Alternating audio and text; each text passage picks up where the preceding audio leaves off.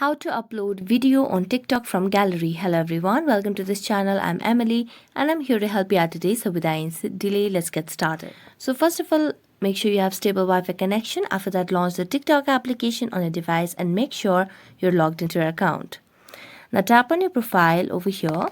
Now if you want to upload video on TikTok from your gallery, simply tap on this plus icon. As you tap on this plus icon, you'll be able to create videos over here. So just tap on the plus icon, and as you do that, it will land you to a new page where you can see you can either create or click a picture or video over here. But since we want to get it from our gallery, tap on this gallery icon over here. So just tap on the gallery option. Now as you tap on gallery, you can just give that access to your media. So you can select on any videos over here, and I'm going to just select a very random one over here.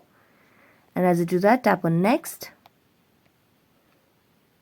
Now when you tap on next, it will now give us the option to edit. So you can just edit using different tools in the menu beside at the right side of the screen. And then as you're done with edit, tap on next. And when you tap on next, you can just make any descriptions and then post it after you're done. So that's it. Thank you so much for watching this video. See you next time.